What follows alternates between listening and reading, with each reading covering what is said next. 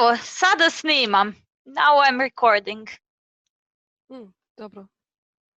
Okay, so let's start from the beginning. Okay, kako se zoveš? Zovem se Judith. Okay, odakle si, Judith? Ja sam iz Njemačke. Živim u Berlinu. Okay. Koje jezike učiš? Sada učim malo hrvatski, ali govorim također engleski, francuski, italijanski, španjolski, kineski, grčki i druge jezike. Okay. Zašto ti učiš hrvatski?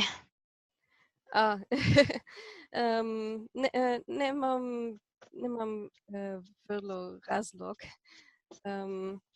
Učim hrvatski zato što imam prijatelja iz Hrvatske i idem naći se ga. Idem da ga posetim, to visit him, can say. Da. Ja. Ne u Hrvatskoj, ali idemo zajedno u Grčkoj. U Grčku? U Grčku. Aha, zanimljivo. A gdje je u Grčku? U Kreti. U Kreti? To je otok. Grčko otok. Grčki otok. Grčki otok, da. Aha, dobro. Koliko dugo ćete biti tamo? Možda 4 dana. Ok. Nemamo mnogo vremena. Zašto? Ali učim hrvatski također zato što želim učiti slavenski jezik. Jezike? Jedan slavensko jezik. Slovenski jezik. Ja, slavenski jezik. Ja. Da. I počela sam učiti ruski, ali ruski je teško. Težak. Težak. Ja, okay. Težak. Meni je težak. What is it? Prestala sam naučiti ruski. Prestala sam učiti ruski. Prestala sam učiti ruski poslije 2 dana. Oj. Ali hrvatski više volim hrvatski. To je lakše. Da. Slažem se. Hrvatski je mnogo lakši, a i ako znaš hrvatski, ti možeš pričati sa Bosancima, sa Srbima, sa Crnogorcima. Da, i želim razgovarati također sa Slovenskima. Sa Slovencima. Slovencima, ali znam da Slovenci govoru Govore. govore govore druge jezike. Drugi jezik, slovenski je. Slovenski je. To nije vrlo sličan hrvatski. To nije slično hrvatskom. Slično hrvatskom. Znam da nije slično hrvatskom, ali ja mogu malo da razumem slovenski. Ali malo, ovako. Ne puno. Ali nemoj brinuti zbog toga, zato što svi Slovenci govore srpski. Svi slovenski govore srpski? Da, svi Slovenci govore srpski. Zašto? Zato što kada smo bili Jugoslavija, oni su morali da nauče srpski. Ok. Da li Slovenci žele? Želiju? Žele. Žele govoriti srpski? Da, žele. Zato što znam da ima ljudi u Eastern Europe u istočnoj Evropi. U istočnoj Evropi koji ne volim govoriti ruski zato što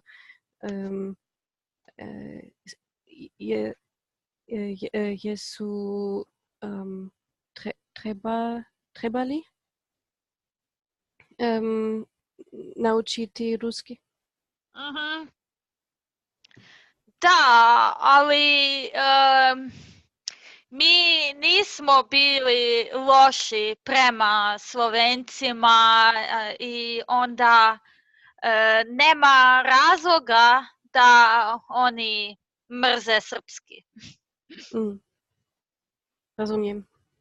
Da, tako da možeš pričati i sa Slovencima, nije to problem. Možeš i sa Makedoncima, zato što Makedonci govore jako dobro srpski. Ok.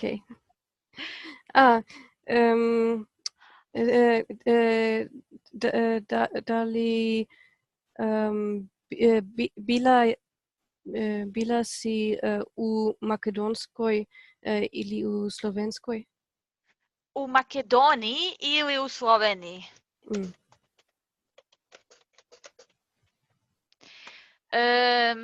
Pa nisam, ali ja imam prijatelja iz Slovenije.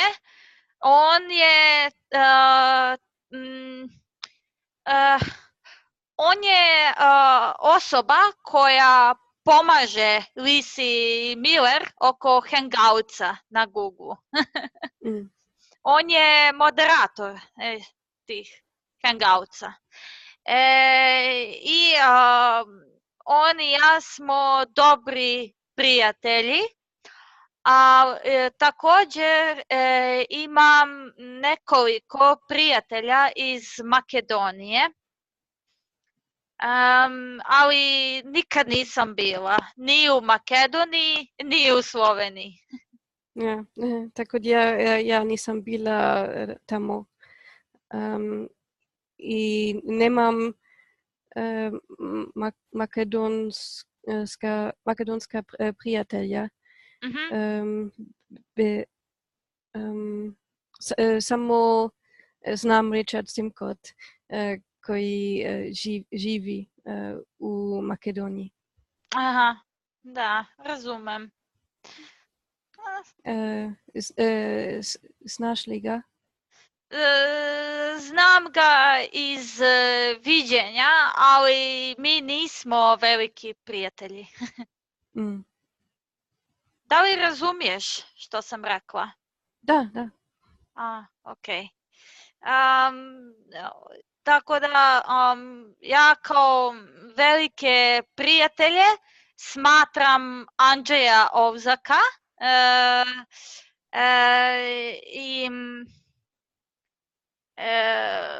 i dobro smatram Gavana Fantoma. Znaš Gavana? Mm. Da. On To je je velik prijatelj meni. Aha, super. Kaže se, on je moj veliki prijatelj. Mhm.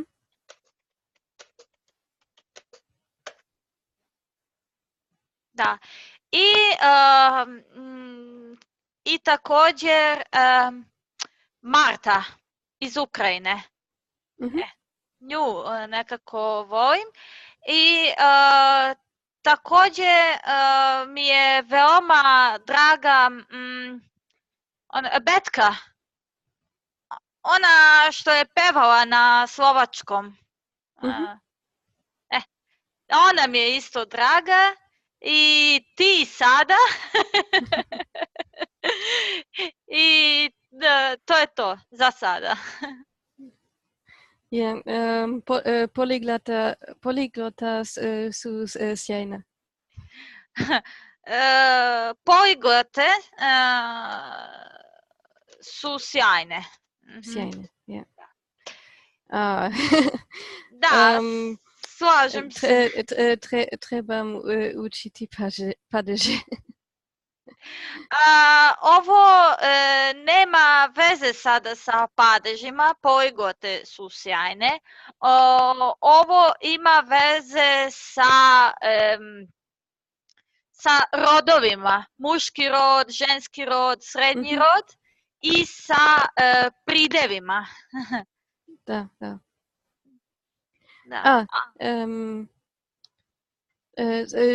Znaš li da Gavan Fantom je moj zanimljiv čovjek? Aha. Zato što je izvorni govornik Esperanto. Esperanta. Da, znam za to, ali kako je to moguće? Zato što Esperanto je veštački jezik. So Veštački? To što not je? nature. Okay. So, moguće je zato što obitelj njihov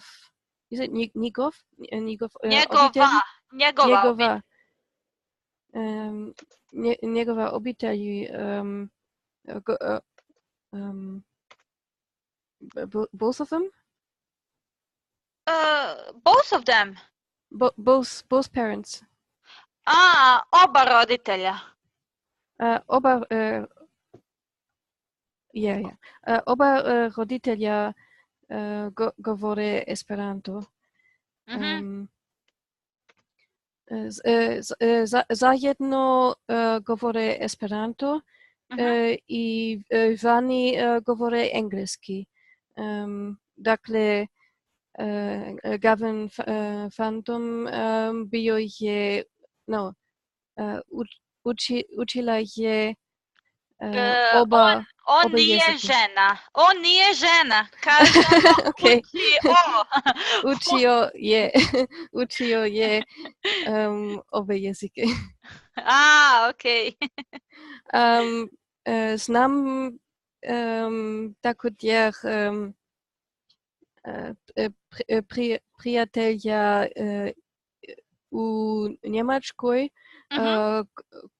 koji roditelji su iz Japanske. Čiji roditelji su iz Japana. Iz Japana i iz Poland? Polonia? Poljske. Polskie. Iz Polske. Mhm. I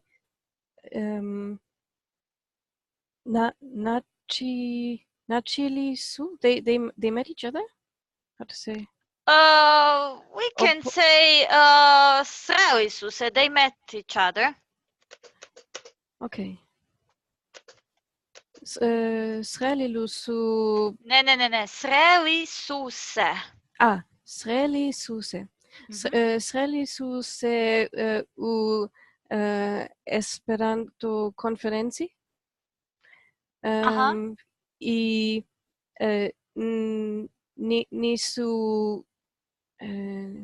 nisu imali drugi jezik bez Esperanto. Bez Esperanta. Bez Esperanta. Mhm. Dakle, svaki dana? Svakog dana govore Esperanto i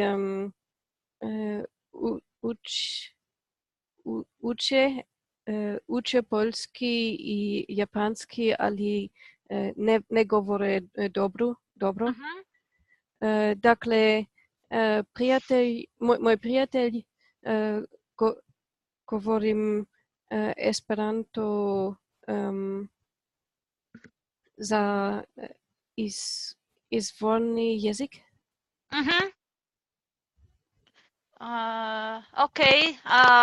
So we would say kao izvorni jezik. Kao izvorni jezik. Okay. And about meeting each other, so as I understood, it was like for the first time, right? So if it is for the first time, we can say upoznali su se, like they introduced themselves literally. Okay.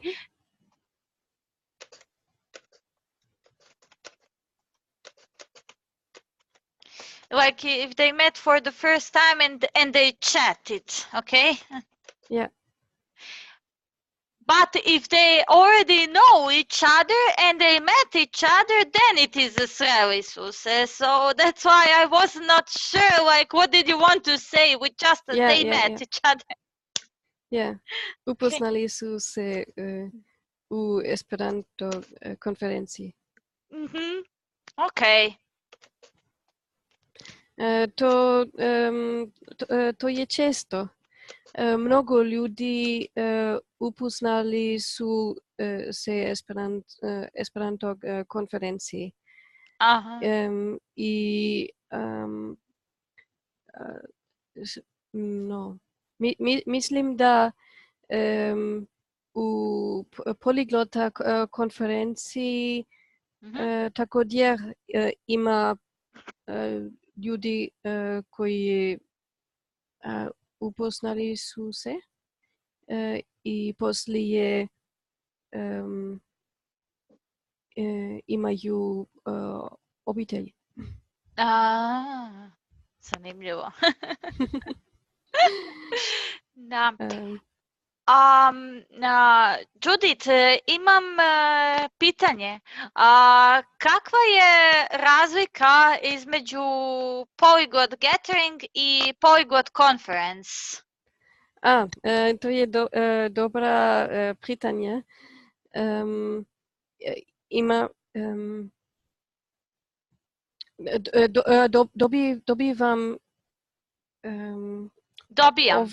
dobijam isti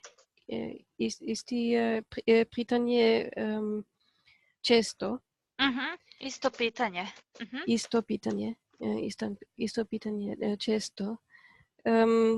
Polyglot Gathering je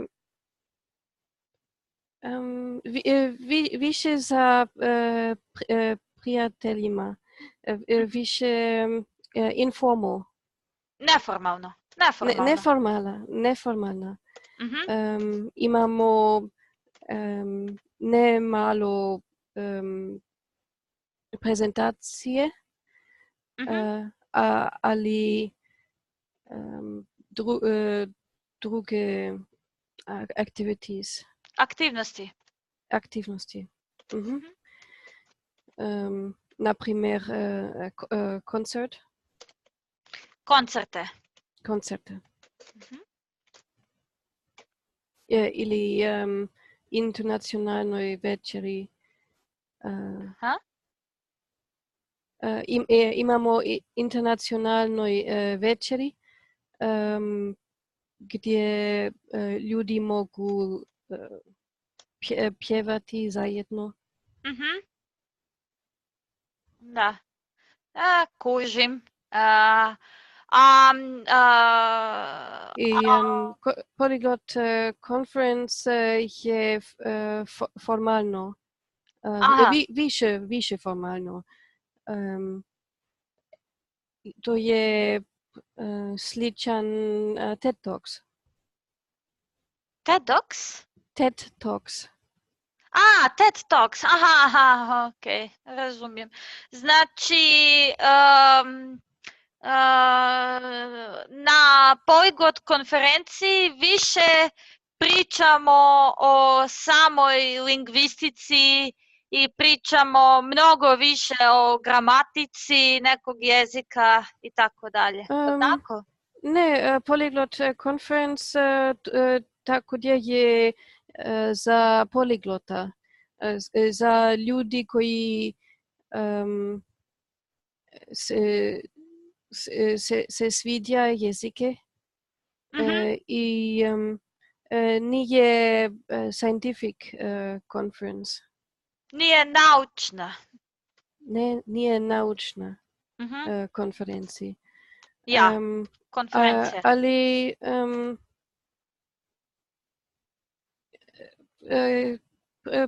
profesionalni?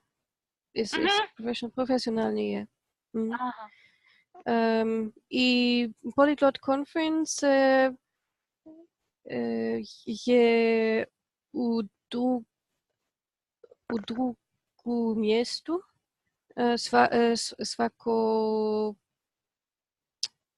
svako godina. Svake godine. Svake godine. Dakle, ljudi koji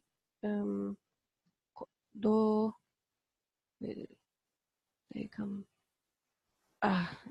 I'm missing out on the word they come. What's the form? Ljudi koji dolaze. Dolaze. Yeah, yes, dolaze. Ljudi koji dolaze u Polyglot conference ne su istoj, zato što je u Americi i u Evrope, u Srbiji, jedan godine u Srbiji, druge godine u Americi. Dakle, ljudi ne mogu biti istoj. The same? Isti. Polyglot Gathering je bila u Berlinu 3 puta. I sada je u Bratislavu. U Bratislavi 2 puta. Dakle, to je više I don't know. I don't even know what I wanted to say right now in English. That's fine. You said actually quite enough. So ja sada razumijem razliku. Hvala.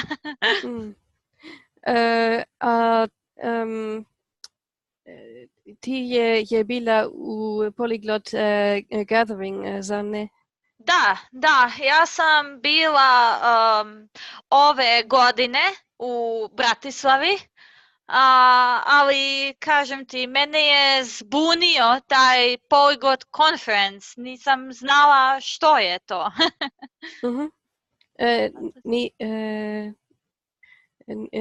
Nisi bila u Polyglot Conference? Nisi ikada bila? Nisam nikada bila tamo. Ok. Ovo godine je bio u Islandu? Na Islandu. Na Islandu. Da, znam. To je skupe. Da, to je jako skupo i zato nisam išla. I ja znam da je 2014. bilo u Novom Sadu, ali ja sam htjela da poboljšam svoj italijanski i svoj ruski, pa tek onda da negdje idem. 2015. sam bila zauzeta mnogo i nisam mogla ići nigde. 2016. sam bila u Rimu i eto, 2017. sam odlučila da idem. Ali sljedeće ljeto, sljedeće godine Polyglot Gathering također je u Bratislavu. U Bratislavi. I Polyglot Conference će biti u Slovenski. U Sloveniji. U Sloveniji. Znam za to, da. Dakle, možeš ići u obe konferencije. Na obe konferencije. Na obe. Aha. Da, znam, vidjet ćemo. Zavisi pre svega od vremena, da li ću imati puno obaveza ili ne, tako da vidjet ćemo. Ali za Polyglot Gathering mislim da ću ići, zato što mi se mnogo sviđa tamo. Da, mi se također mi se sviđa. Lidija radi vrlo dobro. Slažem se. Okay, we finished with this lesson, so let me stop this.